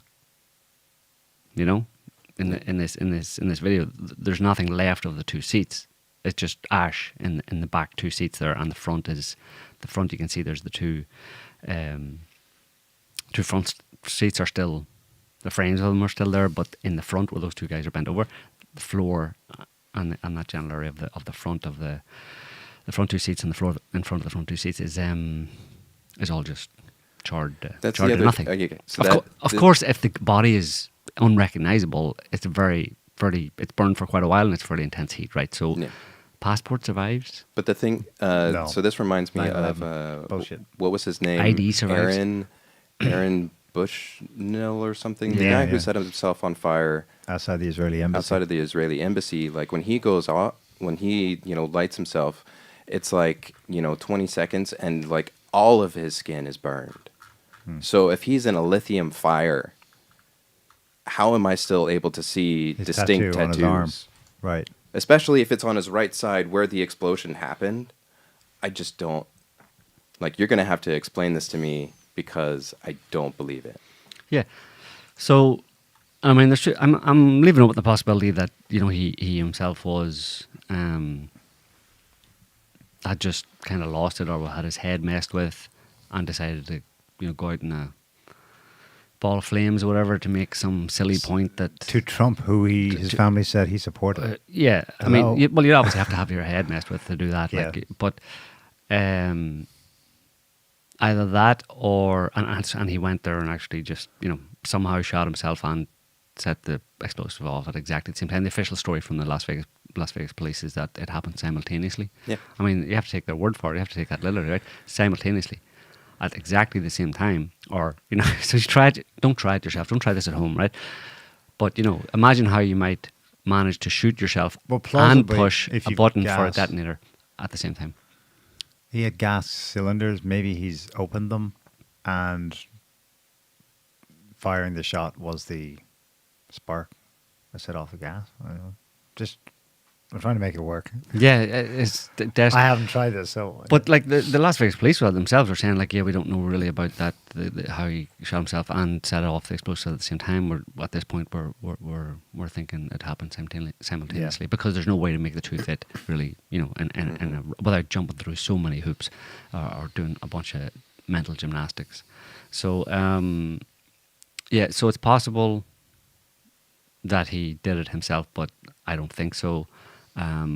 I don't think he shot himself, and I don't know why they included that fact into the narrative. I've no idea why they would have said that. Just have the bomb kill him. Of course, Yeah. I mean, if he's deranged and he thinks he's got a big enough bomb and he's just going to blow himself up and that's it, Well, if the coroner's now giving forensics like shot himself in the mouth and it came out the cheek, he's seen something on somebody. That's why he's saying it. And before that, there was already, we can't ID him, he's so charred. But the news was saying, based on what they were being told, it was a self-inflicted gunshot wound. So somebody was sure that happened. And they can't back away from that. Yeah. It's one thing to have that falsely reported on day one, but we're 6 days in and they're still saying that. So they can't walk that back. So that, or an alternative would be, you know, I don't know. He had planned. He was a bit deranged and had planned to go down, and he, as he said himself in this supposed email, although if it's not from him, there's no point in referring to the email. But the idea that he would blow up a Cybertruck without him in it outside Trump Hotel to make some kind of a point. You know, that's a timer or something, and he walks away, and then someone else blows it up before he can do it himself and sacrifices him because they don't want him to have, you know, dead men have no tails. So because if obviously if that happened, if say he got out of the Cybertruck, walked away, blew it up, then is apprehended and then is interrogated and investigated and all that kind of stuff, then you'd have too much information coming out about who he was working with. The other element in that email that's catnip for the drones issue is that he had a pinned location attached to it, which was Groom Lake, Nevada. Attached to what? Attached to the email. It's, it's referred to in the email, right. And then there's an attachment, and you open it up, and it's a Google pin on Groom Lake, But Nevada, see, aka Area 51. But you see that right there is it just makes me, you know, argues for the idea that this is for Twitter and social media conspiracy theorists to put that in there, because was he in Groom Lake? Was he at Area 51? Was he flying around? I mean, you can go anywhere you want with this in a certain sense. You can say, okay, let's start again. He was selected by deep state or, you know, alien tech dudes within, you know, the US military or something, and told that he had special qualities that they needed, and they were going to bring him and show him some UFOs or some super high tech drones or something in Groom Lake in Area 51, and he went there, and then they took him into a room and injected him full of stuff and messed with his head. Who knows? I mean, literally, you can go anywhere, but that's why I wouldn't even go there, because like there's too much bait in this this story. It's like you got to make it up yourself. It's like, you know what I mean? It's been communicated to the 10% sleuths who are interested, right, in Q drops. Yeah, this is exactly. a Q drop. Yeah. Mm-hmm. You know, connect the dots, guys. Go mad with it. Yeah. UFOs, drones, aliens. Yeah, it's just trying to seed that into that conspiracy theory space on social media to try and just muddy the waters and mess people up and stop people. Because like what's really needed in this whole situation is clarity and perspicacity and going back to basics and not taking any of their bullshit, not going off on tangents, not imagining things, not making things up, not going Hollywood movie type things. You know, to just go back to basics, which is that what we talked about already, which is that there's clearly a deep state that has been operating in America and running America for the past, well, I don't know, go back to JFK if you want to. And is entrenched and has access to all the back doors. Right, can do whatever they want, and you can't vote your way out of it, and they don't have very good intentions towards the American people or the people of the world in general. Or the incoming government. They love war, and they love population control, and they love fucking with the population and messing with the population, and they're treating them like sheep, basically. And they don't have good intentions for you, and you need to recognise that. And you don't have to do anything about it. You just need to recognise that and forget about everything else. Like, just go. I know. We don't have a government in this country. This country's fucked. America is fucked. America and it's all the of Wild its, West. all of its allies are fucked. It's the high-tech Wild West. Yeah. And for good measure, New Year's Day, my analogy isn't so far-fetched anymore. Like, cycles get together and go, New Year's Eve's coming up, guys. What do we do? They have a Cybertruck blow up with fucking fireworks. Yeah.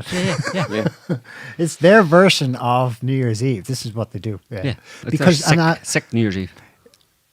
We don't know for sure, but cast your mind back to last New Year's Eve.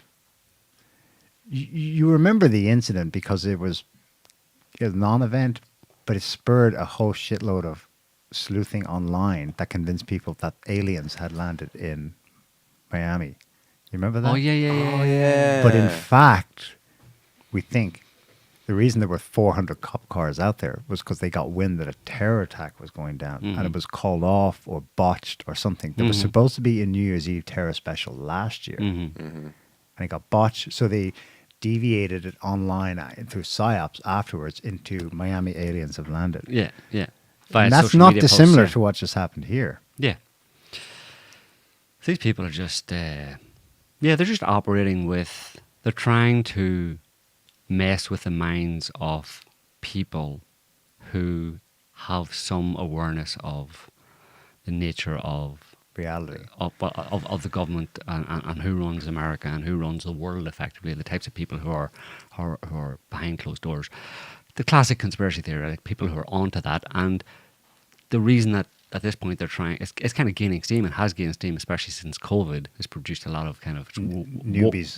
awakened a lot of people, and it's gaining steam, or it's growing they're growing in numbers, that section of the population, and they want to just divert them in any way they can. And the big question that everybody who realizes that, which I think is what this kind of event shows, is the big question people like that should have is, what are they trying to divert us from? If they're doing this, if they're seeding our social media and they're getting us to come up with the whole psy-op ourselves in a certain sense and to go in all sorts of directions just because they drop little pieces like Groom Lake and Chinese drones and anti-gravity drones and this and that and the other. They're trying to get us to come up with this convoluted theory. We shouldn't do that. We shouldn't go anywhere near that. Because we might end up leaving them in charge, or realizing, we do need them, because they're looking after our best interests. Yeah. In quote, the war against China or the war against the aliens, Right. whichever tack you take. It smacks of desperation in a certain sense, in terms of them targeting that 10%, as you say, of conspiracy-minded people, i.e., people who have a bit of clue about what's going on or have woken up to what's going on and realize that reality isn't exactly the way the government says or the mainstream media says. It smacks of a desperation on the part of those deep staters to engage in this level of subterfuge, which is, it's desperate, It's kind of stupid. It's not going to go anywhere. It's not going to achieve any of their goals, And again, like I said, the question is, what are they trying to distract us from? Simply the fact that they exist, that they do run the country. There is a deep state, and what their real intentions are, and what their goals are. For the population, for the world in general. But I mean, you can do that and you can think about that if you want, but ultimately you can just sit back and watch it as well. But as long as you have that information that these people are batshit crazy, they're clinically insane, is the other aspect to it. And that's part of the problem. You can't ascribe too much rationality to these people. No. Because as time goes on, they are kind of clinically insane themselves. Like, as far as in comparison to the average person, they literally should be in a mental hospital in terms of the plans and ideas they have for the planet. So as time goes on, they're going to that insanity is going to manifest itself more and more, and in events like this, in their plots and their dastardly deeds type thing, are going to become more and more Convoluted. and feckless and trip up their own rationales, because what you can do, I don't know if it's intended or not, but a byproduct of this is, he was a Muslim.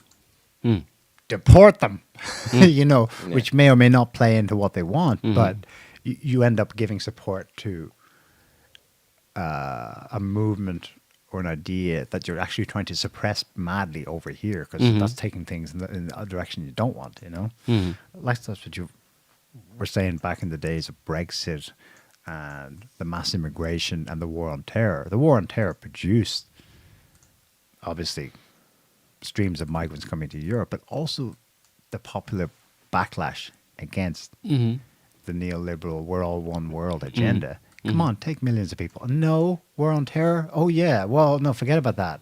Shit, we just got caught up. We've been hoisted on our own petard. Exactly, yeah, and that's it's a problem in their agenda. Like, the more, if these people, let's assume these people have this kind of an agenda for the planet, an evil agenda, to I don't know, do away with, like, do away with fossil fuels, Meat. do away with meat, force people to eat crickets, Eat the bugs. yeah, and all the other And things only anything. And- You will rent everything and be happy. Right, exactly. Their brave new world that they want to usher everybody into is fundamentally anti-human, and in trying to push that forward, they're going to create a backlash from the people who aren't willing to accept that. There's an awful lot of people who will accept it because they'll believe the mainstream media narrative. The government says it's good for us, so I'm going to eat my crickets. But a lot of people are not going to respond that way and are going to have their eyes open more and more to the nature of these people that run the planet. So the problem is, what do you do about them? You give him a Presidential Medal of Honor. You should. But, oh no. The Oh, roll no, I call mean- this year was something else. That was something. Mitt Romney's father, Hillary Clinton. Bono, George Bono. Soros. No, I mean, what do you do? What do they do about the people that have woken up? Mm. You know, that's a big problem for them. The more they try and control the entire, global population one way or another, the more people are going to awaken to their agenda. People who have the eyes to see, and that's a problem for them. So what do they do about those people? So more and more of their efforts have to be targeted at muddying the waters and distracting and diverting those people away from the truth. like that meme with the laser and the cats. Yeah. Yeah. Do do do do do do do, and one of the cats just goes. Yeah. That's so cool, isn't it? Speaking in the background, so this is the headline stuff. But last week we were talking about the furor over Musk and Vivek's stance on H1B visas. That's gone away in a sense because somehow, I don't know if Musk intended it this way, but it's parlayed into a massive bashing of the British government. Riling Brits to anger, really, over the Pakistani pedo gangs, which are really, that's what they are. What's curious about this is that it's flared up now, even though I could find no specific development in any ongoing case or government investigation or trial. It just seems that people on December 30th suddenly began sharing screenshots. I think I found the source account, I'm not sure though, of graphic descriptions of the torture and abuse young girls were subjected to. The case in question that people saw, the screenshots of that trial, that's from 2013, 11 years ago.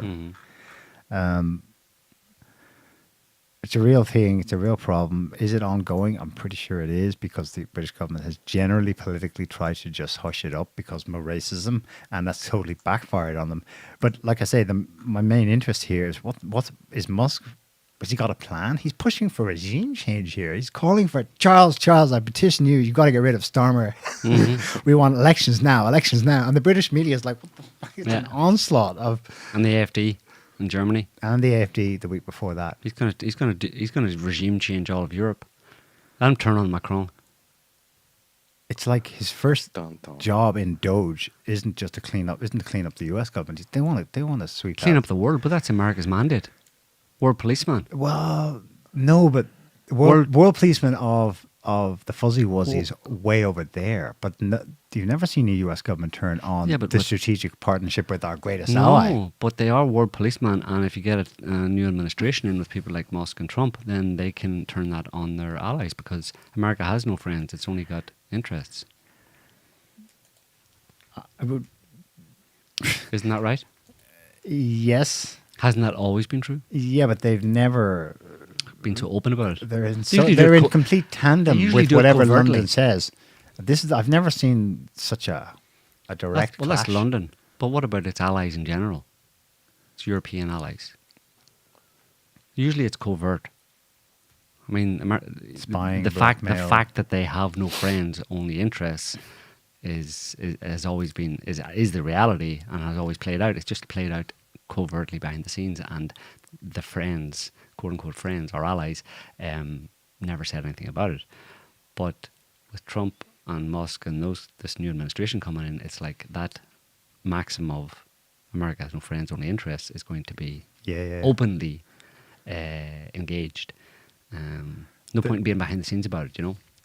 It won't be like we're going to blow up Nord Stream 2 and blame it on the Ukrainians.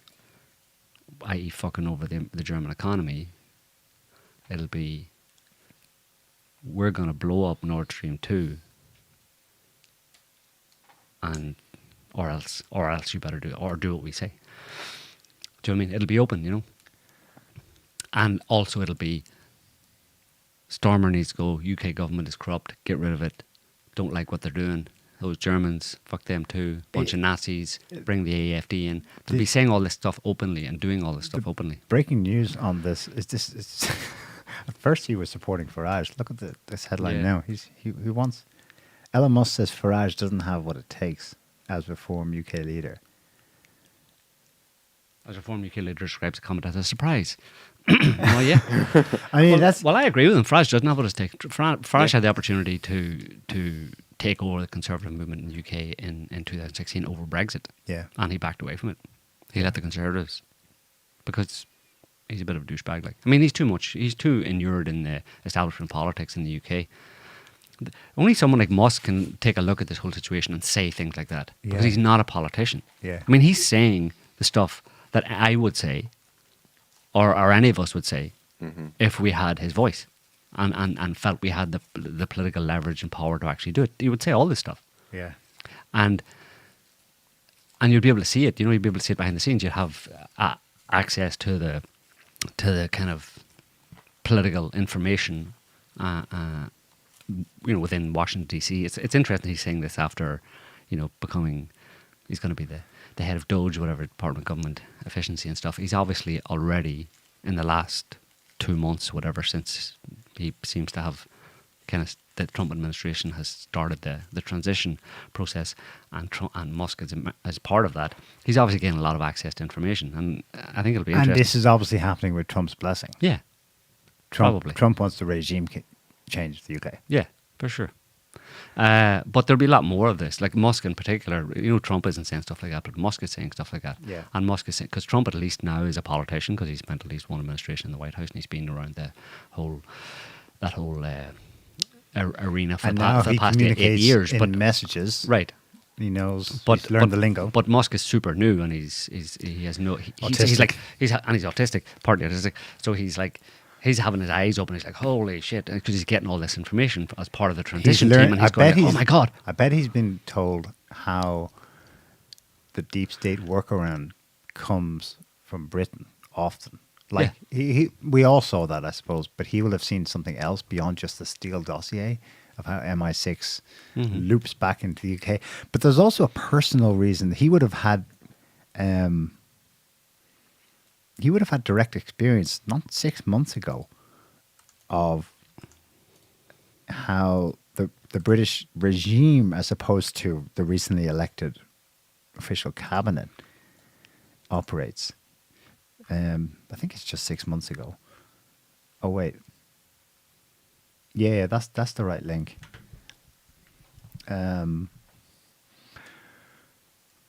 What's the date on that, Scotty? Scroll down.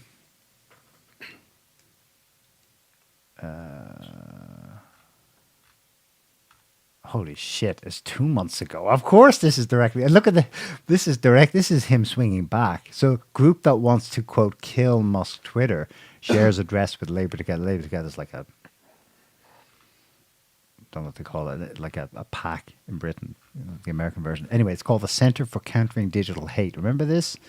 This is like a gongo, a government-organised, non-governmental organisation, which is really British deep state, setting up a group, and I think they got doxxed. Somehow the minutes of their meetings were leaked, and top of the agenda every day, all last year, was kill Musk Twitter. I.e., get in there, agitate, distract, destroy, through sock puppets, through disinfo campaigns, psy-ops, etc. So Musk he knows what's just happened. Everyone saw it, and he will realize that the guy in question, the guy who started this workaround from Britain, is now the Prime Minister Starmer's chief of staff. He's the Irish guy. I forget his name.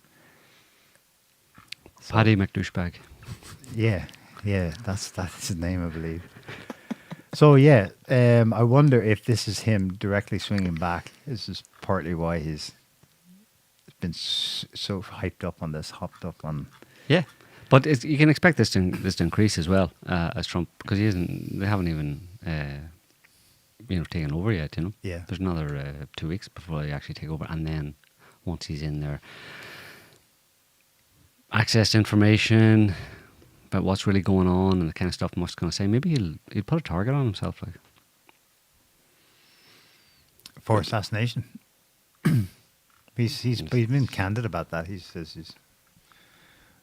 I'll try and do that and this, well, unless I'm assassinated. So he knows, but I don't think he. Yeah. Is he going to be able to handle it, or is he going to crack under the pressure? Well, this is what we don't know, because the H-1B visa thing showed a guy cracking. Yeah, and it's not before even getting to. You haven't even started yet. Who, him? Yeah, Yeah. But he's not cracking though. Okay, maybe it didn't, but That's not a crack. that was pretty wild. Yeah, but we don't want to get into the whole H-1B visa thing. But the bottom line is that neither Trump nor Musk nor Ramaswamy nor any of them were ever. I mean, they were publicly saying it as part of their campaign promise. We talked about this last week, but in reality, they said it needs to be overhauled. It's not a good system. We need to do something about it. But they never suggested that they. Well, I think Ramaswamy says it needs to be gutted. But what do you mean by that? There was never a case where they were going to say, okay, shut down H-1B altogether and give all the jobs to Americans. That's not how it works. That's not how America works. It's not even their ideological stance. It's not even them saying, like, we like immigrants. The bottom line is that America, for a very long time, has been functioning on the productivity of immigrants. You cannot just get rid of them all.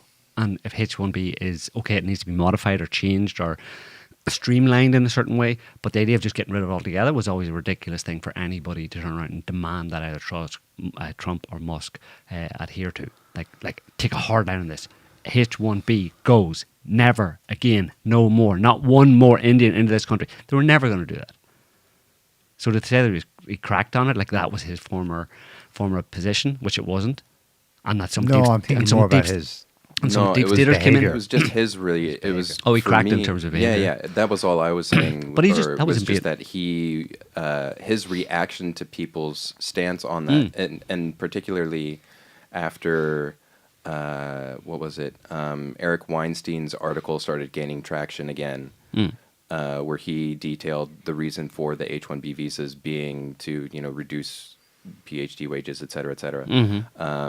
And then all of a sudden, you start to see people were noticing that their reach suddenly went down, and now Elon is saying, like, I want this place to be a more positive. People are focusing on that. He said positive and more. The tweets or posts should be more focused more on positivity and information, or informational and positive. Yeah. But that's still coming off the back of all of this. And so that's where I'm looking at his reaction to it and the policy change that came after the fact, that this seemed to have triggered him. And that's what triggered him is the question.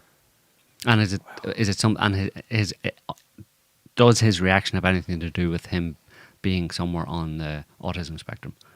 There's people who have commented on that, actually, people who are psychiatrists and psychologists, people who work with people with autism, and they say, look, we understand why you react this way, because I've seen it an awful lot where you basically don't read the room and your emotions get worked up, whatever, and then you overreact, you act out, you're not being very social etiquette that's gone out the window because of the way your brain works, basically. But so there's that possible explanation for his overreaction, although he did use a phrase, and it's not unlike him to use that phrase from or the quote from Tropic Thunder. Yeah. Right? So he wasn't saying that from his heart type thing. He was using a phrase from a movie just to express that he's serious about this. And my question is, what was he saying that he's being serious about, that he'll go to war over this?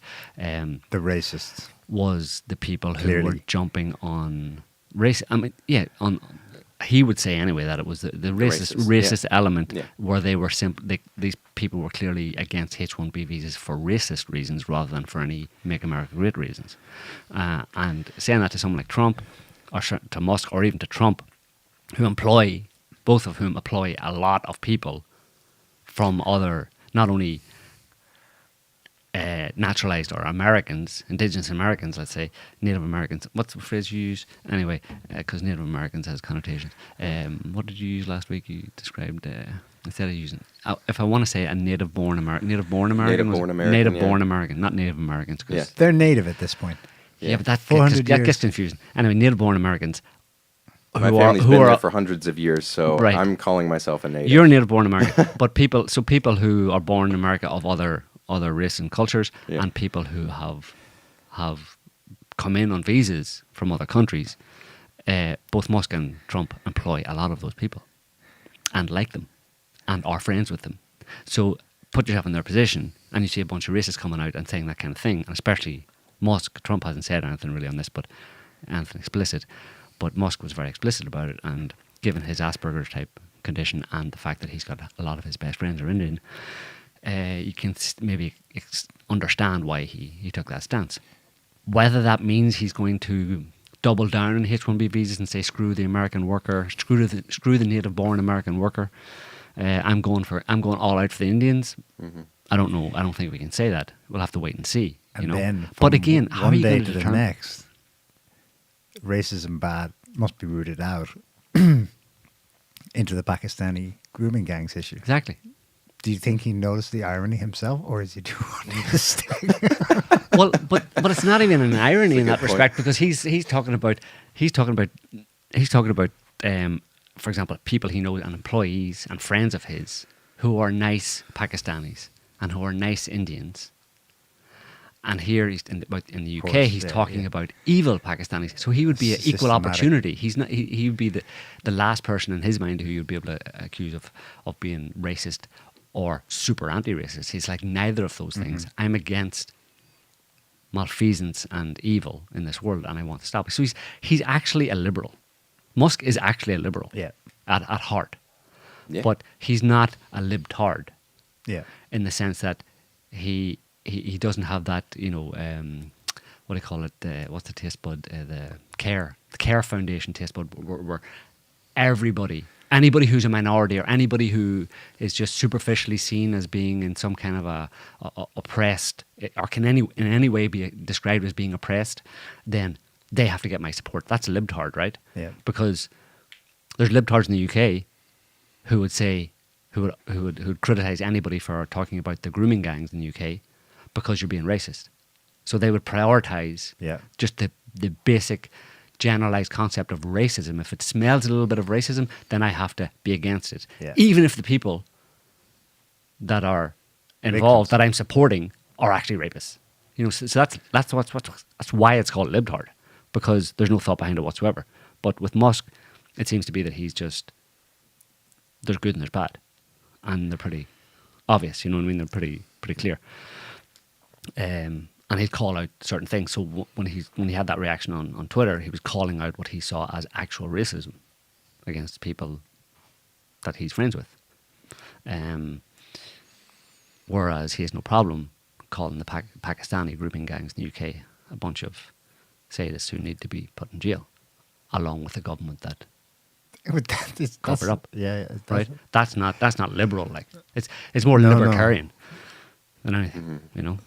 Well, that's kind of his. That's where he's been going to, ever since all this stuff came out. And then Ron Paul was like, I'd be more than happy to give you a few ideas of things you could shut down. And then Musk retweets Fed. at him, and he's like, "Yeah, let's have a talk." Basically. Trump this week repeated his shtick from the campaign, where America was the best. It was booming. It was awesome in the late 19th century, before we introduced the income tax. And that's the kind of like revolutionary talk that would be an absolute bomb Yeah. to the status quo. Yeah. So I don't know. What I'm wondering about is how far Trump is going to be able to go or be allowed to go with this, and whether or not there's some maybe agenda behind the scenes to allow him to do certain things, to do a lot of it. I don't think they're going to get rid of income tax, but So we'll have to wait and see how much he's even able to do. It's not so much about being allowed to do it, but whether or not he's able to do it. Practically speaking, without fucking the whole thing up. You know what I mean? No, How many tariffs is he going to be able to actually impose on everybody else around the world who doesn't agree with him 100% before he on collapses the global economy? Yeah. China this week sort of helping him along with more sanctions against U.S. defense contractors. They began that last year. I looked into it. Yeah. It's not the first time, but the recent package of Chinese sanctions are much bigger. Okay, you want to go full 100% tariff? We go too. We go too. And we escalate. We go all in. Yeah. It's going to be a rocky ride. Do you have anything else? Mystery fog. Fuck off. I just love the headlines. This is... Twitter's a bit of a cesspool, you know? Oh, it's not Twitter. This is the mainstream. The headlines in the Daily Mail. Mysterious fog sweeping U.S. sparks bioweapon fears amid alarming echoes of secret 1950 military program. I'll see your Twitter and raise you a Daily Mail. Yeah. Oh, no one beats the Daily Mail for... yeah, it's like the weekly world news another one, of the 21st century. Mystery as thick fog sweeps the U.S. with reports of burning chemical smell in the air. Yeah, it could well be, yeah. It's just not, it is widespread though. It's the US, Canada. I don't dismiss that because I the don't UK. think anybody's making that up. You know what I mean? Well, the UK is like fog-land basically in the winter time. You know what I mean? So like I really have a hard time unless there's something distinct about it. I mean, the UK is just blanket and fog most of the time. But the Gulf of Mexico. Well, I don't know enough about the Gulf of Mexico. It's pretty humid down there and stuff. And maybe, I mean, the first place I would look to in explaining that would be changing weather patterns, the temperature in the kind of troposphere, the stratosphere, the troposphere. There's stuff on the web about that, about it getting cooler up there and all that kind of stuff. Also, loading of the atmosphere with, I mean, we've had a lot of floods. This whole, like, 2024 was defined by flooding, like massive downpours in various different parts of the world. Notably Valencia and North Carolina, but many others as well. So there's obviously a major loading of the atmosphere with much more precipitation or precipitable water than there has in the past. So what happens in the wintertime in that scenario? It doesn't go away. It doesn't just happen during, summer and spring and summer and autumn. It's still there in wintertime. So how does it manifest in wintertime when you have this fairly radical change? And it, it's been growing over the years for anybody who watches our Earth Changes Summary video that we put out every month. You can go back 5, 6, 7 years, and increasingly every month, the majority of the actual events around the world of note that have caused damages and all sorts of stuff have been floods and massive rainfall and flooding, causing landslides and all that kind of stuff. So it has been growing kind of year on year in terms of its the intensity and regularity of rainfall, as in the days of Noah. Yeah. Get your ark built. So what happens in wintertime? Does it cause more fog in certain areas that people have never seen fog before? Right, that where it hasn't been before, because there's much more. I mean, places like North Carolina, hasn't seen a flood like they saw last, whenever it was. Well, there was one 100 years ago. Yeah, but in a long time. Yeah. Right. And if you put no one's lifetime, right, no and one's if you put that living together today. with all the other stuff going on around the world, you know what I mean? There's a lot of stuff that people have been experiencing in the past few years in terms of rainfall that they haven't seen in their lifetimes and are very unusual for that part of the world. So they see fog, take to Twitter, say they suddenly develop a cough and go bioweapon. Well, there's one possibility is that that is associated with the increased water in the moisture in the atmosphere that we know is there. So maybe this is how it manifests and can manifest in certain places in wintertime. But also people have been reporting like a chemical smell in some places, a chemical smell from the fog, and in some places the smell of sulfur, describing it as a sulfur smell. Now, The devil. That's either the devil or demons. If you want to go there, get your Bible out, call the priest for an exorcism, or you could have a look at the amount of volcanoes and possible, these aren't very well reported on, but outgassings from the sea floor that have been happening over the past number of years. And obviously volcanoes and outgassing from the seafloor can also be volcano-like. Effectively, it's like they're basically like magma chambers that explode and doesn't release always have to be, but it can be. right. But they also release methane, Yeah. which also can end up in increased precipitation. But volcanoes, one of the major chemicals that are released by volcanoes is sulfur dioxide. It's the downfall of a lot of people when they're not trying to pay attention to everything. Because if all that you're focused on is, what is the globalists, what are they up to, what are they doing, what are the machinations, the chemtrails, and that's all that you know, and so you see people reporting a strange fog with a strange smell. Well, obviously your first thought is, well, what is the government doing? But maybe it has nothing to do with that, but you don't know that because you don't realize that all of these other factors that are there's at play. so much other things going on. And not only that, but factors and forces that are way bigger than the government that have the implications of them getting pissed off, or them actually these kind of forces of nature coming into play have way more serious implications for human existence, human populations, than anything the government could possibly do. Because you're talking about, that's a scary thing. Many different things, but you're talking about earthquakes, volcanoes, tidal waves, flooding, destruction of food supply. You can always vote out a president, but you can't vote out a tidal wave. Right.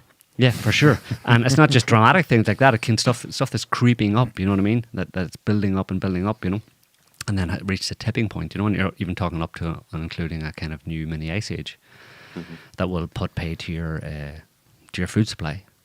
And then the last thing in your mind will be drones over New Jersey, or what the government is doing with those chemtrails today, because there'll be no food on the table. You'll be down at the supermarket fighting with your fellow Americans, punching them in the face to get the last bag of rice. There'll be no time to talk about The government. what about them lights up in the sky. And the government would be only too happy, and that's part of the problem. People don't realise that, like you're saying. People aren't aware of that factor. The government's very happy for them not to be aware of that factor. Yeah. And are very happy when people ascribe the effects of natural events building up for big changes to the government. Maybe that's how they deal with the conspiracy people, is they keep them distracted with all the red herrings, like you were talking about with the email and stuff. You get them distracted with that stuff. Get them focused on what's the government up to. What the government is up to, so they don't see the earth changes that are coming, so eventually they just die out. Mm-hmm. Yeah. That's or how you deal everybody with them. does. Yeah. Or they don't see it and it catches them unawares, and they never are able to. They can't prepare for a start, right? They're not aware of that, of the idea of cyclical kind of natural catastrophes and stuff, so they can't prepare, and they're always looking to the government as either the cause of all their problems or the solution to all their problems. Yeah. So yeah, it's important to keep an eye on stuff in general. Anyway, we'll call it quits there. Yeah. We got somewhere to go. What do you call a snowman with a six-pack? A snowman on New Year's Eve. An abdominal snowman. All right. That was awesome. We need a badum-tish soundtrack there. Okay, so we'll leave it there for this week, folks. Sorry for the technical difficulties. I blame Adam's tinfoil hat for causing the interference at the beginning there. That's my fault. So, we'll be back. Thanks for commenting. Don't forget to like, subscribe. Thanks for commenting too. And we'll be back next week with another show. So until then, have a good week. See you later. Thanks for watching. Bye. Bye. Can't stop the signal now.